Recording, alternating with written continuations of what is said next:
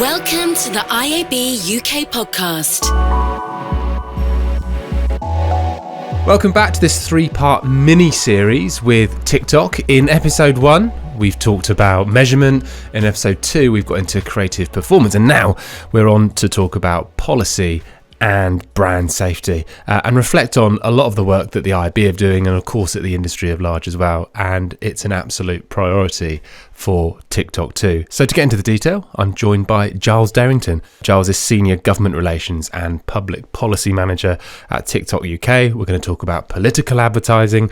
We're going to get into data protection. But Giles, I might start actually on the political front. You've just got back from a full season. It's like an 18 to 30 holiday. You got back from a full season of party conference. Tell us what TikTok were up to at the various conferences. Party conference is a long old slog for most people in public policy, but kind of fascinating this year, obviously, because of the change of government. Yeah. So genuinely really interesting. Lots of great conversations with policymakers, but also for the last 3 years, TikTok have run an event at the end of the conference, end of each conference with the amazing UK Music, trade body for the music industry, where we bring along some kind of top tier talent to do a performance and to kind of show that music's really important to society, but obviously that TikTok's really important to the music sector. This year we had Will Young and Peter Andre play the Labour and Conservative parties respectively. Very, very normal public affairs work to have Peter Andre stand on a table and dance over the former Deputy Prime Minister, but they absolutely smashed it. And again, it sort of shows that TikTok's a fun brand, right? We want to tell them about entertainment more than we want to kind of necessarily bore them with kind of policy panels. So there is a difference between that sort of show and tell, isn't there? I mean, you could have done a panel, as you say, you could have done 10 PowerPoint charts, but sponsoring the Lib Dem disco feels like quite a neat thing to do. We always talk to policymakers about this is about fun. Like TikTok's fundamentally about fun and enjoyment. So why go and talk to them about regulation? We can do that back in London, but actually here, let's talk about something that's really positive, and also, frankly, let everyone have a bit of a good time and network and do all those kind of things. And the artists are amazing. They're not showing up because they're Labour or Tory. They're showing up because they care about music, they care about the industry, and they care about how TikTok's helped them re-establish their careers as well. So it's fantastic synergy of the kind of true entertainment and the properly political. We don't look in bad shape for it after broadly 2 or 3 weeks on that. Can I start and just ask you about trust, which was a big, wider issue for digital advertising, for all the advertising industry. We've seen all of the work that the IAB are doing here. What's this relationship between trust and business outcomes for advertisers as you see it? The value of the platform is entertainment, right? Yeah. People come to TikTok because it's fun, because it's enjoyable. That enjoyment goes away if they see something which is untrustworthy, something they don't like, whether that's inappropriate content, whether it's something which is potentially fraudulent or scary or all those kind of things. And so actually, from a really basic point of view, it is a good thing for us to take trust seriously, for us to spend a lot of time and a lot of effort making sure the content is good quality, making sure that we're kind of stopping bad actors on the platform. And obviously that's important for advertisers as well, because there's nothing an advertiser wants less than their ad sat right next to something which is problematic, because that's a terrible association. So we spend a lot of our time thinking about this stuff. We have 40,000 trust and safety professionals. 40,000? 40,000 across the world, all working out whether it's on really understanding the kind of the detailed policy decisions you need to make, or in kind of the actual day-to-day moderation, or building machine learning models which can help with that moderation to kind of bring all that work together and create an outcome which is positive for our users ultimately, but then by extension for advertisers. Trust isn't just a TikTok problem, as I was suggesting. It's an industry at large. We do have this kind of issue with trust. I think that the Ipsos poll from some years ago had advertising executives lower than estate agents and politicians. I think we've kind of reversed a little bit of that now. Are there strategies, as you see them, that can improve the trustworthiness in the industry as a whole? The sort of rising tide will float all boats here.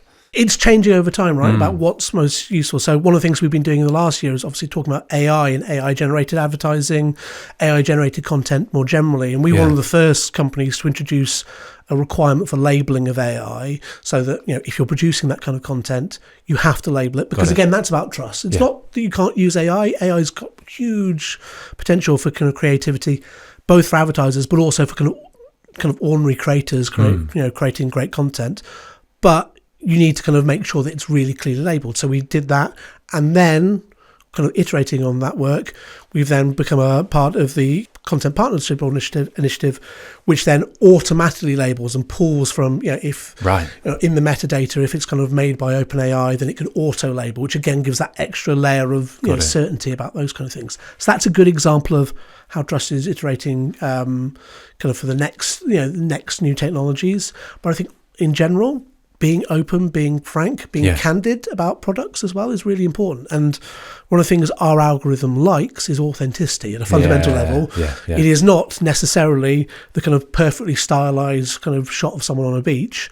It's someone walking down the road holding their camera and talking about their day. So advertisers again can build trust by thinking about that authenticity and showing themselves authentically. And there's been really, really great examples of that from brands kind of going, actually, we're going to showcase our staff rather than the product or whatever else it might be, to kind of say, we're normal people, we care about our community, we care about society, and then selling the product off the back of that. You've got such an interesting role at TikTok. I mean, we were talking to Callum in episode 2 about this incredible creative canvas, the creative freedom that lots of brands and creators have.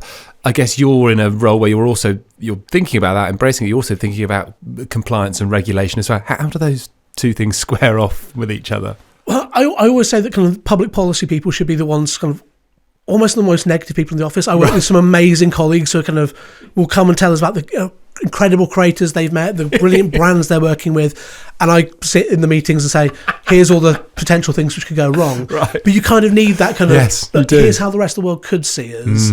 And therefore, how can we avoid that? How can we mitigate those concerns? But it's also about listening to them as well and being open and honest. I think one of the things that TikTok has really tried to do, both in the UK but across the world with public policy, is sit with policymakers and go, well, what are your concerns? Let's really bottom out. Are they from a misunderstanding or are they from something which is a genuine risk? And then if they're a genuine risk, let's go and figure them out. Let's go and bottom out. And that leads us to things like label AI. It leads us to actually maybe our community guidelines need to address misogyny better, which we've then gone away and the experts in our trust and safety team have worked with PhDs who've worked on these things for years to really what's the kind of best articulation of that policy. But actually listen and take on that feedback, and not just from policymakers. I'll do it with kind of government and regulators, but we'll do it with brands as well, and the teams that sit and listen to brands go, well, actually, what do you think about the product? How do you think it works? As well as creators, we have an amazing creator council where again we'll bring a load of creators in from kind of a range of different backgrounds. Go, how does this work for you? Are you feeling safe? Nice. Are you feeling like it's still enjoyable? And if not, why not? And what can we do about it? Whether that's giving them more flexibility over filtering of comments, whether it's about giving them better screen time choices, all those kind of things. And then we'll go away and iterate on that work. You mentioned misunderstanding there. There's a big education piece. Becoming like TikTok is just innovating at sort of light speed, new products, new approaches, not just on some of the stuff that we've talked about, but it feels like it's changing all the time. Is that a sort of as much of a challenge as it is an opportunity when you come to people like policymakers and regulators, perhaps people where they haven't grown up with this, like they probably have things like telly and print? I mean, that must be tough to keep landing with things changing. Yeah, it's a huge challenge, and actually one of the biggest issues we face in public policy terms is that most politicians don't use TikTok. That's changing. That new election, new intake, potentially younger intake. There's a few more in there who understand it, but a lot of the time they're sort of drawing on their previous experience of social media, which is a very different product in a lot of spaces than what we do, and going, well, that's like this. I have problems with, I won't name competitors, but XYZ. What are you doing to address these problems? And a lot of times going, actually, that's not where our concerns are. That's not to say there aren't concerns and things we need to address, but they are different, and the solutions we might need to come to are different as well.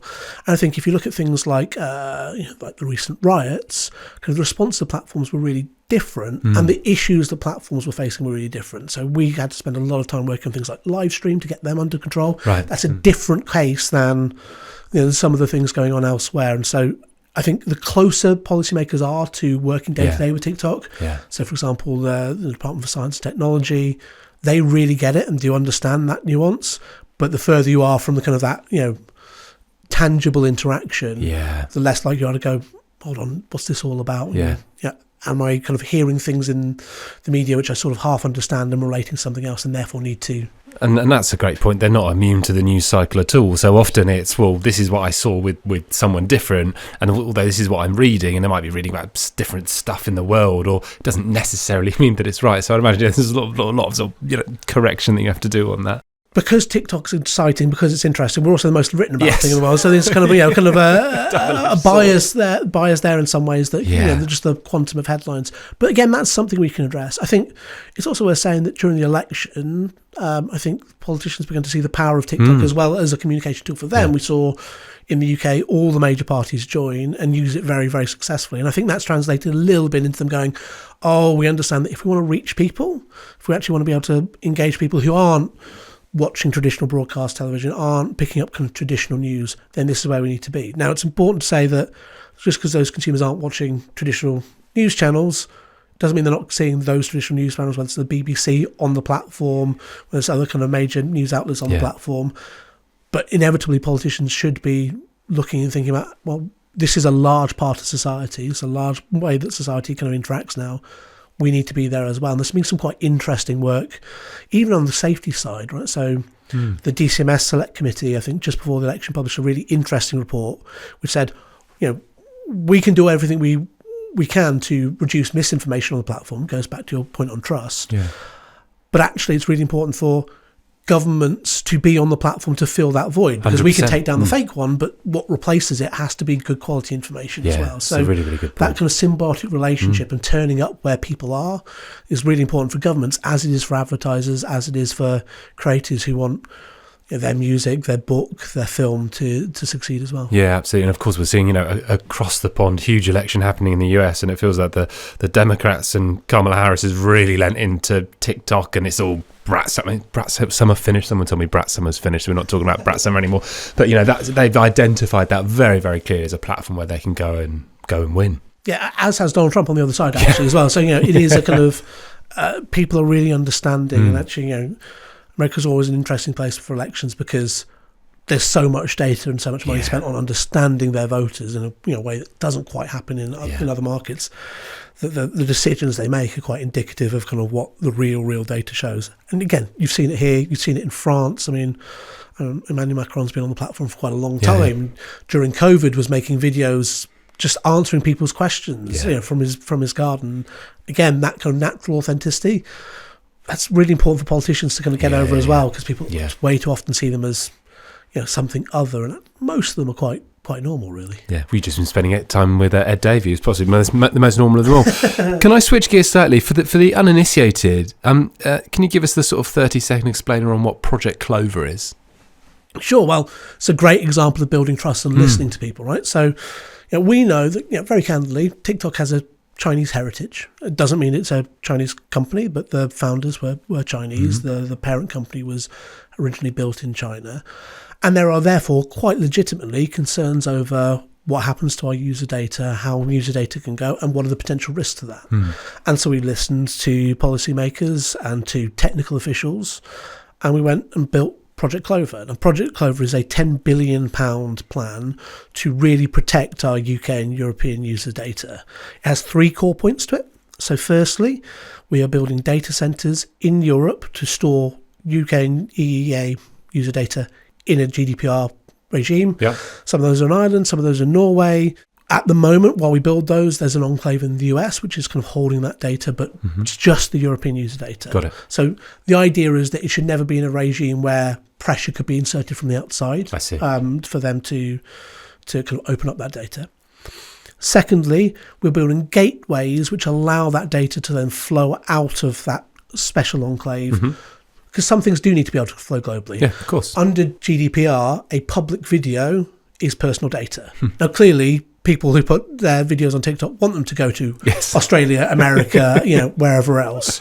And so that should be treated, differently from, say, their watch history, where they might not want that to be able to go anywhere else. And so kind of making those differential choices about what needs to be able to travel and what can't, and making very clear when it can't be accessed by anyone who doesn't have a really, really good reason to look at it and is in a jurisdiction where it's going to be safe for them to do so, where, again, that pressure can't be exerted. And then the third point, and I think this is the most kind of unique point, and this is something which goes well beyond kind of GDPR or where the industry is at the moment, is that we've appointed a group called NCC, who are a UK cybersecurity firm, kind of experts, kind of NCSC, National Cybersecurity Centre accredited provider, to kind of stand as the watchman on the wall for all this stuff. So they have ultimately, as we build out Clover, they will have live feeds which allow them to see what data is going out, check that the data going out is the correct type of data. Almost an audity type. Exactly, but kind of literally in real time. So if an employee tries to access data they shouldn't be able to get, is it definitely not getting through? If an advertiser is getting data, are they getting the right data as well within that scheme?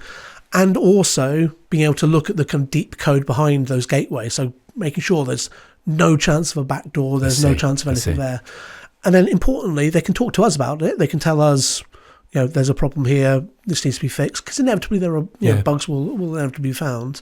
But they're also allowed to, explicitly within the contract, go and speak to the National Cybersecurity Centre or government or another government in Europe as well. Yeah. So if they want to say, look, what's really going on, we can be as open book as possible. And I think it's really important, again, if you're trying to build trust, to say, look, we're not going to mark our own homework here. We're going to have someone else who can look at these things as well. And if you've seen some of the genuine threats which are there for all companies, whether it's kind of an insider threat of bad actors or external kind of pressures, I do think it's actually valuable in saying, well, who is going to be the person who's the vouchsafe, the person who's not kind of the company, who can really, really get into it and then go to those regulators and say, look, we've tested this is what's going on. And by the way, in those conversations, they will say, look, we think this is a bit of an issue.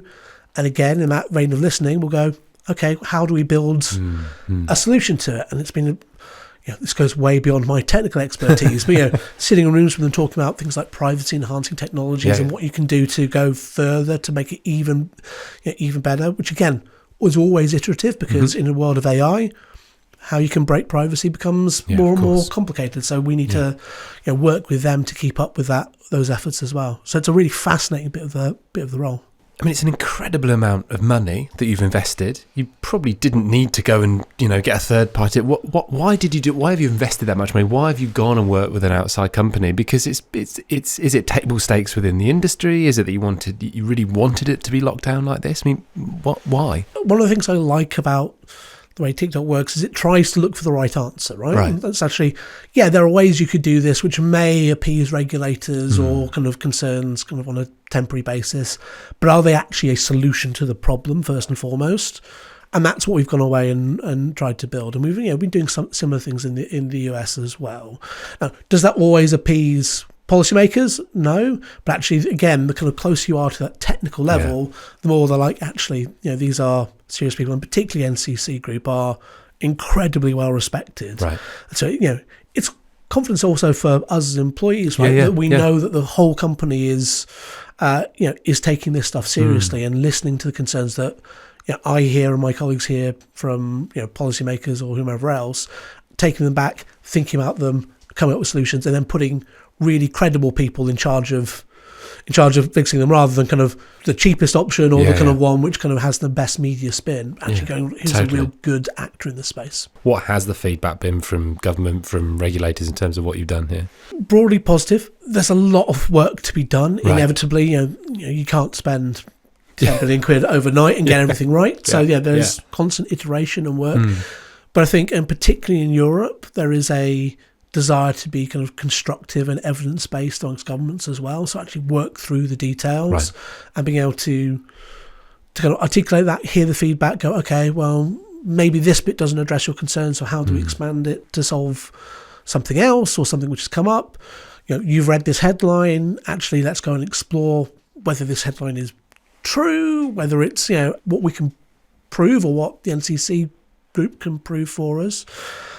That's really kind of positive, and I think broadly speaking being seen as kind of a good iteration. And again, GDPR is quite a high level of regulation on data protection as is, but this goes on 2 or 3 factors past it. And we do think, we've talked about it kind of ultimately being a new industry standard, because I do think regardless of perceptions, any company which is holding such large amounts of data as a kind of social media or platform like TikTok should be really, really thinking about what are we doing?